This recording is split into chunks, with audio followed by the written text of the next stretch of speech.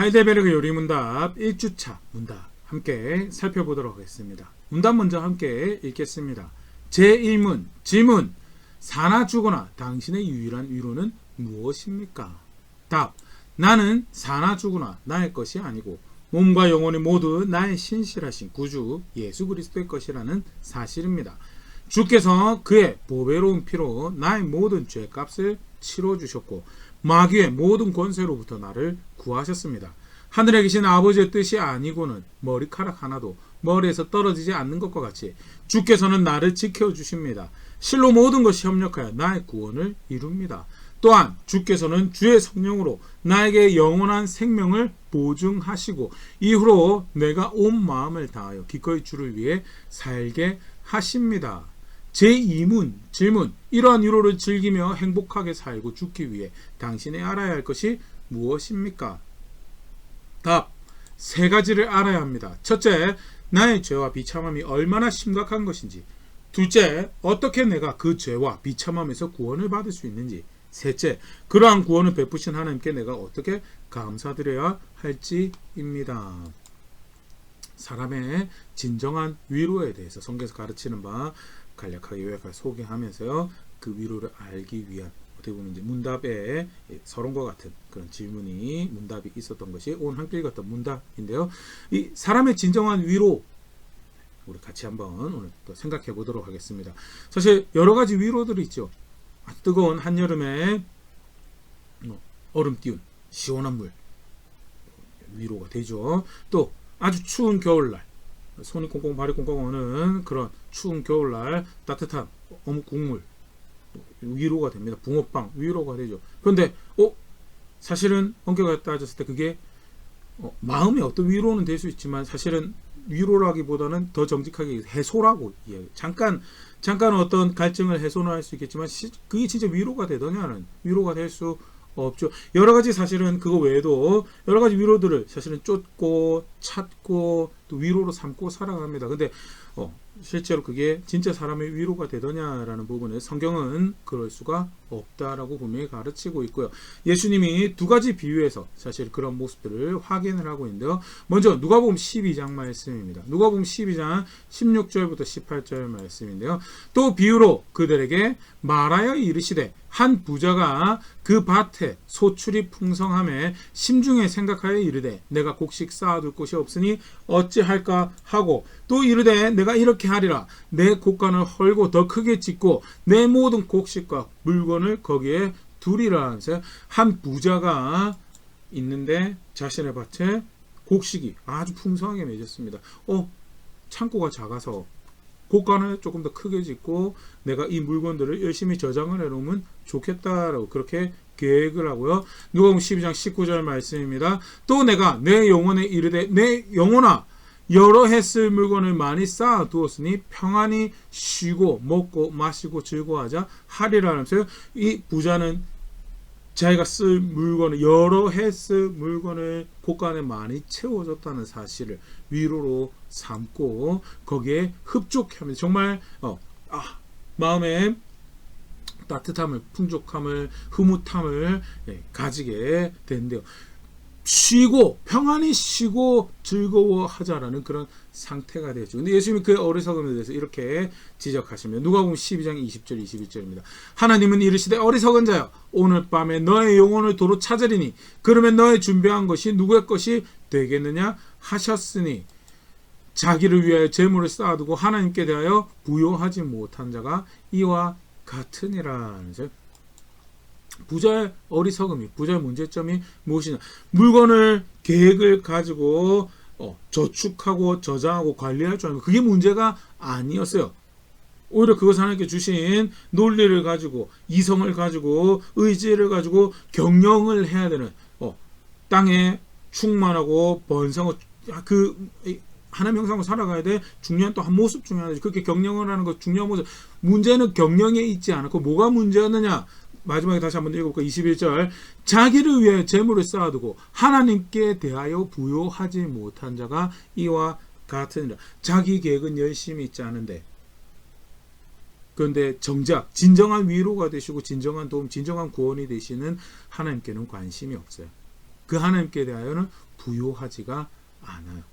그 하나님의 뜻이 무엇인지, 그 하나님이 원하시는 것이 무엇인지, 그 하나님께서 오늘 나에게 바라시는 것이 무엇인지 전혀 아무런 관심이 없어요. 그게 뭐냐? 그게 그의 어리석음이에요. 진정한 구원, 진정한 위로, 진정한 도움이 누구이신데 바로 여호와 하나님이 그 위로고 도움이시고 구원이신데 그 하나님에 대해서 전혀 일말의 신경도 쓰지 않고 이 땅에서 내가 곳간을 가득 채웠으니 내 쓸 것을 풍족하게 가졌으니 이제 내가 평안하고 이제 내가 즐거워하리라 라고 이야기하는 거, 그게 뭐냐? 그게 이 땅에서 사실은 내일 일이 어떻게 될지 뭐냐?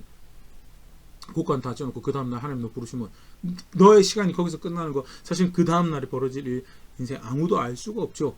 야고보서 4장 13절 14절 말씀입니다. 들으라, 너희 중에 말하기를 오늘이나 내일이나 우리가 어떤 도시에 가서 거기서 1년을 머물며 장사의 이익을 보리라 하는 자들아, 내일 일을 너희가 알지 못하는도다. 너희 생명이 무엇이냐? 너희는 잠깐 보이다가 없어지는 안개니. 1년을 계획을 했는데 1년 사실은 자신 있게 이야기할 수 있는 사람 아무도 없죠. 사실 내일 일도 알지 못하는 것이 우리의 모습이죠. 그런 가운데 뭐가 진짜 위로가 되느냐? 구원이신 하나님 위로, 진짜 도움이신 하나님이 위로가 되고, 진짜 구원이신, 진짜 진정한 평안이고 안식이신 그 하나님이 위로고, 그 앞에 부여하고 그를 향하고 그를 나의 하나님으로 아는 것이 그게 진짜 위로다라는 야고보서 1장 11절 말씀입니다. 해가 돋고 뜨거운 바람이 불어 풀을 말리며 꽃이 떨어져 그 모양의 아름다움이 없어지나니 부한 자의 그 행한 일에 이와 같이 쇠잔하리라. 사람의 부, 사람의 강함, 사람의 다른 어떤 위로함, 사람의 어떤 마음의 만족과 힘이 된다는 거, 그거 사실은 바람이 불어 풀을 말리고 꽃이 떨어져 그 모양의 아름다움이 없어지는 것처럼 인생의 모습도 실제로 우리 모습이 그렇죠. 알지 못하는 세상에 살아가면서 뭐가 진짜 위로냐는 구원이신 하나님 아는 것, 진짜가 도움이신 하나님 아는 것, 그 하나님 향하고 그 하나님 앞에서 살아가는 것, 그게 진짜 위로다. 하나 더 예수님께서 비유로 유사한 말씀하시는 거 하나 더 살펴보면 누가복음 16장 19절부터 말씀입니다. 한 부자가 있어 자색 옷과 고운 베옷을 입고 날마다 호화롭게 즐기더라. 그런데 나사로라 이름하는 한 거지가 헌데투성이로 그의 대문 앞에 버려진 채 그 부자의 상에서 떨어지는 것으로 배불리려 하매 심지어 개들이 와서 그 헌데를 핥더라. 우리 소위 부자와 나사로라는 비유로 제목이 붙어진 그 비유 내용인데요. 한 부자가 있습니다. 자색 옷 고운 베옷을 입고 날마다 호화롭게 즐기고 살아가고, 반대로 나사로라는 사람이 있는데 거짓 헌데투성이고 상처투성이란 말이에요. 아픈 데가 많고 개들이 거의 동급으로 취급하는 그런 나사로가 있더라라는 것에 대해서 안타까운 모습이죠. 그런데 이야기가 이렇게 진행이 됩니다. 22절 이에 그 거지가 죽어 천사들에게 받들려 아브라함 품에 들어가고 부자도 죽어 장사되매, 부자도 죽고 거지도 죽는, 나사로도 죽는데 나사로는 천사들의 의해서 아브라함의 품에 들어가 쉽게 말해서 천국 갔다라는 거죠. 반대로 부자가 죽어서 장사되었는데 23절 그가 음보에서 고통 중에 눈을 들어 멀리 아브라함과 그의 품에 있는 나사로를 보고, 이 부자는 지옥 갔다라는 거죠. 지옥에 갔는데 멀리서 나사로를 봤다는 비유적인 이야기입니다. 24절 불러 이르되 아버지 아브라함이여 나를 긍휼히 여기사 나사로를 보내어 그 손가락 끝에 물을 찍어 내 혀를 서늘하게 하소서. 내가 이 불꽃 가운데서 괴로워하나이다. 정말 힘들고 어려우니까 나사로 보내서 잠깐의 위로를 나에게 허락해 주세요라고 이야기하는 거. 근데 25절 아브라함이 이르되 예 너는 살았을 때 좋은 것을 받았고 나사로는 고난을 받았으니 이것을 기억하라. 이제 그는 여기서 위로를 받고 너는 괴로움을 받으리라. 나사로는 땅에서 살 때 어려웠고 고난을 받았으니까 이제 좋은 것을 받는 거고, 너는 거기서 좋았으니까 이제 그 네가 심어놓은 거, 네가 행한 거에 결과를 받는 거 아니겠느냐, 그렇게 말씀한 거죠. 26절 그뿐 아니라 너희와 우리 사이에 큰 구렁텅이가 놓여 있어 여기서 너에게 건너가고자 돼 갈 수 없고 거기서 우리에게 건너올 수도 없게 하였느니라. 두 가지 볼 수가 있는데 죽고 나서 상황 보니까 이 땅에서 행했던 거 가지고 열매를 거두더라는, 나사로 같은 경우에는 위로의 열매를 거뒀다면 부자 같은 경우에는 그 살아왔던 거에 열매로 벌을 받는 것을 그 열매를 거두고, 무엇보다도 죽고 나서 보니까 그때는 이제 돌이키고자 하는 것이 불가능하더라는, 그때는 건너가고 넘어가고 하는 것이 불가능하고 이제 거기서 끝나고 거기서부터는 그 열매를 거둔 것을 보고 위로받고 열매를 거둔 것을 가지고 아파하고 슬퍼하고 절망하고 좌절하는 그런 시간이 이어지더라. 그럼 뭐가 부자의 문제였는가? 뭐가 부자의 문제였는가라고 할 때요. 그 뒤에서 우리가 좀 유추해 볼 수가 있습니다. 그런 상황에 이르렀을 때 부자가 이제 그렇게 부탁을 합니다. 누가복음 16장 27절입니다. 이르되 그러면 아버지여 구하노니 나사로를 내 아버지의 집에 보내소서. 나사로를 다시 살려서 우리 집에 좀 가게 해주세요. 왜? 내 형제 다섯이 있으니 그들에게 증언하게 하여 그들로 이 고통받는 곳에 오지 않게 하소서. 나는 이렇게 고통받는 중에 있는데 이 어려운 상황에 대해서 실제로 일이 이렇게 될 거에 대해서 나사로를 통해서 증언하고 듣게 하면 그들이 이걸 좀 면하게 되지 않을까라고 그래도 마음이 좀 가상하죠. 29절 아브라함이 이르되 그들에게 모세와 선지자들이 있으니 그들에게 들을지니라 하면서 주어진 말씀이 있으니까 그것 따라 살면 되지 않느냐라고. 이미 말씀이 충분히 말씀이 반대로 쉽게 말해서 그러면 부자가 지금 여기에 와 있는 음부에 고생하고 있는 고난받고 있는 어려움 당하고 있는 그 이유는 벌받고 있는 그 이유는 뭐냐? 살아생전에 모세와 선지자들이 관심을 두지 않았다. 살아생전에 하나님께 초청하신 말씀에 귀를 기울이지 않았다라는 그런 이해를 보일 수 있고요. 그때 부자가 한마디 더 합니다. 30절 이르되 그렇지 아니하니이다. 아버지 하나님이여 만일 죽은 자에게서 그들에게 가는 자가 있으면 회개하리이다. 만약 죽었던 나사로가 돌아와서 그렇게 이야기하면 더 효과적이지 않겠습니까? 단순히 모세와 선지자보다도 죽었다가 살아난 나사로가 훨씬 더 영험하고 효과적일 겁니다. 훨씬 더 그들에게 큰 어필을 줄 것입니다. 라고 이야기하니까 31절 이르되 모세와 선지자들에게 듣지 아니하면 비록 죽은 자 가운데서 살아난 자가 있을지라도 고난을 받지 아니하리라 하였다 하시는 하나님 말씀 존중하지 않으면요 죽다가 살아나와도 고난받지 않. 당장이야 신기하고 당장이야 감동이 있겠죠. 실제로 사실 성경에서 그런 일들이 발생을 합니다. 10가지 재앙 경험했죠. 홍해가 갈라지는 놀라운 은혜를 경험했습니다. 그럼에도 불구하고 그거 배신하는데 3일이면 충분하다. 그거 배신. 그거 잊어버리고 육체 원하는 걸 쫓아서 원망하고 불평하는데 이르니까 3일이면 충분하더라라는 거예요. 광야에서 구원받지 못한 이스라엘 가나안 땅에 들어가지 못한 이스라엘 백성들요 기적이 모자라서 이적이 모자라서 경험이 부족해서 그렇지 않다. 애시당초 하나님 존중할 생각이 없었던 자들이기 때문에 결국 그 놀라운 일들 가지고도 바른 선택을 만든 자를 가지 못하더라라는 그들만큼 사실은 더 예수님 당시에도 마찬가지죠. 여러 이적들을 보여줬으면 그럼에도 불구하고 자기들이 만족할 만한 이적 보여달라고 이야기하는 것이 그것이 바리새인들 당시 종교 지도자들의 모습이었고요. 예수님 그때 그러시죠. 너에게 보내줄 이적은 요나의 이적밖에 없다라고 이야기하신 거예요. 이적을 다른 데서 안 행하셨으면 모르겠어요. 그럼 도대체 무엇을 이야기하느냐? 자기네 비위 맞춰달라는 거, 그런 거 없다라고. 아무리 죽었다가 살아난 사람 가더라도 자기네 비위 안 맞추면 결국 그 생각과 마음을 완고하고 황폐하게 해서 하나님 말씀에 관심이 없고 관심이 없다라면 사실 너랑 똑같은 결과를 만드는 그런 의미가 없다라는 것을 이야기하면서요. 이야기를 다시 정리를 해보면요. 부자의 문제가 뭐였느냐? 모세와 선지자에게 관심이 없었다. 특히 말해서 하나님께 관심이 없었고 하나님 말씀에 귀 기울이지 않았다. 그럼 나사로는 정확하게 표현되지 않았지만 모세와 선지자에게 들었다는 쉽게 말해서 하나님에게 마음이 향하고 하나님 말씀에 귀를 기울이고 그렇게 실제로 학자들은 나사로가 가난하고 헌데가 많게 육체로 상한 데가 있다라는 그 이야기는 하나님 말씀 따라 살아가다가 궁핍함을 경험하고 어려움을 경험한 교회의 상태, 성도의 상태를 상징적으로 이야기하는 하나님 백성의 상태를 이야기하는 거다라고 그렇게도 이야기를 하는데 충분히 그렇게 읽을 수 있는 그런 대목이고요. 모세의 선지자 하나님께 관심, 진정한 위로이신 하나님, 진정한 구원이, 진정한 도움이신 하나님께 관심이 그래서 그의 말씀에 귀 기울이고 어떻게 해서 그것 따라 살아가려고 한 그렇게 살아간 결과는 그래서 궁핍도 경험하고 어려움도 경험 그럼에도 불구하고 그 하나님 말씀에 따라 산 결과는 아브라함 품에 있는 위로고 그 진정한 하나님 안에 있는 안식을 평안을 누리게 되는 자리라면 이 땅에서의 부유함, 이 땅에서 평안을, 이 땅에서의 만족을 위해서 영혼을 팔아는 모세 선지자의 관심과 가지고 강팍한 것, 왕법 듣지 않겠다라고 살아온 결과는 뭐냐? 결국 음부에서 그 벌을 곱씹고 절망하고 좌절해야 되는 그런 자리에 있는 거고요.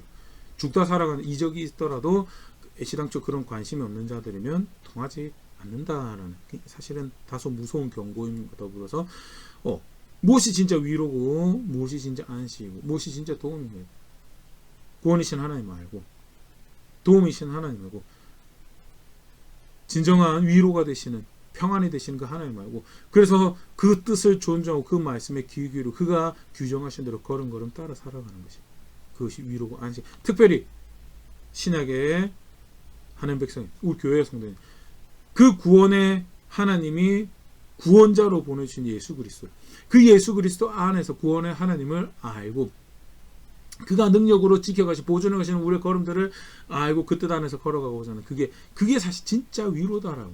그 외에 뭐가 위로가 되느냐? 부유하다는 게 위로가 되느냐? 고간을 가득 채웠다는 게 위로가 되느냐? 손에 무엇을 많이 쥐고 있다는 게 위로가 되느냐라고. 내일도 모른다라고. 내일도 모르고 1년 후도 모르고 그 인생을 걸어가는데 모르는 거 안에서 모르는 게 답이 될 수 있고 모르는 게 위로가 될 수 있어서 스스로 속이고 찰나의 해소에 영혼을 잃어버리는 삶의 방향을 잃어버리는 그거는 어리석은 것이다. 유사하죠. 우리 앞에 봤던 누가복음 12장, 누가복음 16장 비유 다시 동일한 걸 이야기를 하고 있고요. 누가 진짜 위로고 누가 진짜 도움이고 누가 진짜 평안이고 안식이고 위로냐? 그 하나님은 예수 그리스도 안에서 그 하나님을 아는 것이 그래서 그 뜻을 알고 그 뜻을 존중 그 말씀 따라 살아가는 그것이 진정한 위로다라는 간단한 예지만요. 아브라함의 경우 다시 한번 생각을 해보면요. 하나님께서 약속을 주셨습니다. 창세기 12장 2절 말씀입니다.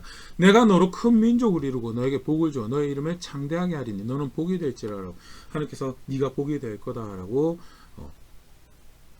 약속을 주시면서 뭐라고 말해요? 본토 친척 아벨 집에도 네가 살던 땅, 네가 익숙하게 살아왔던 관계, 네가 익숙하게 살면서 구성했던 규정했던 너 자신에서 떠나서 내가 말하는 데도 가서 살아라라고 말씀을 주시고 약속을 주시죠. 사실은 말씀을 주시고 약속을 주셨는데 너무 이야기 잘하는 것처럼 그게 이루어질 기미가 보이지 않아요.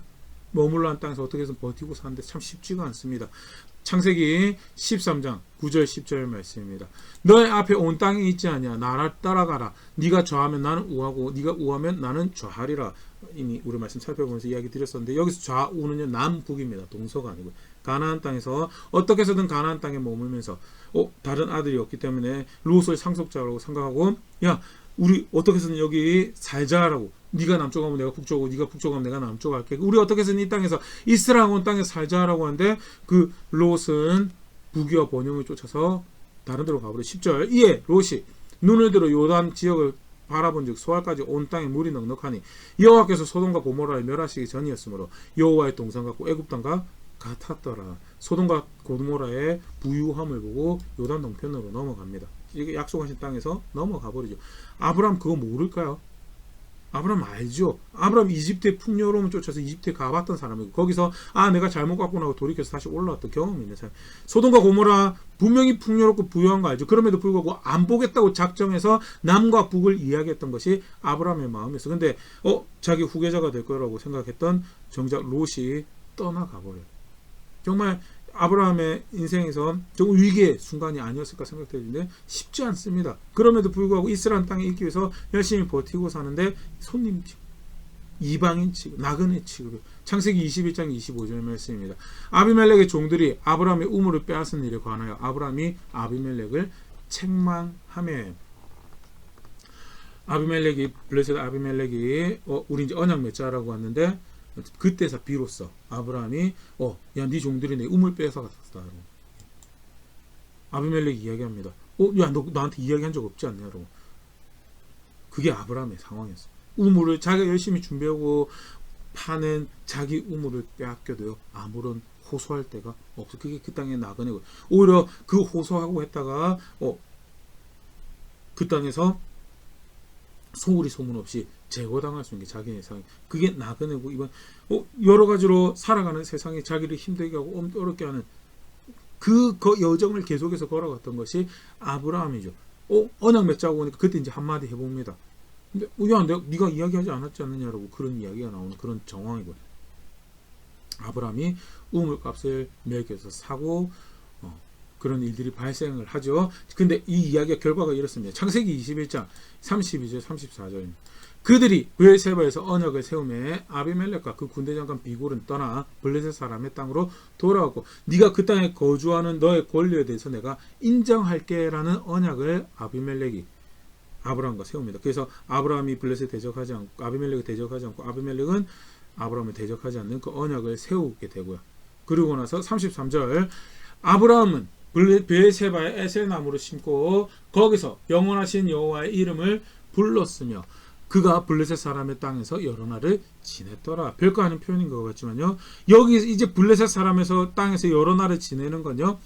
영원하신 하나님이 약속을 기억하시고 그 뜻을 이뤄가는 가운데 그의 돌보심을 그의 도움을 입었다라는 그런 여러 날을 지내는 거고요. 뭐가 진짜 위로가 되더냐? 내가 유력하게 양을 잘 돌보고 나의 재산이 늘고 땅이 있고 그게 위로가 아니었어요. 뭐가 진짜 위로냐? 하나님 약속 따라서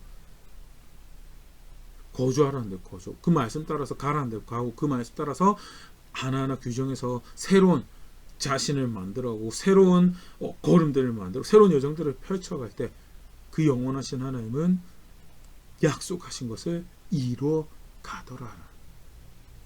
그가 구원이구나라는 것을 확인을 단편적인 그 경험을 하는 그런 근데 간단히 예로 아브라함 봤지만요. 우리는요.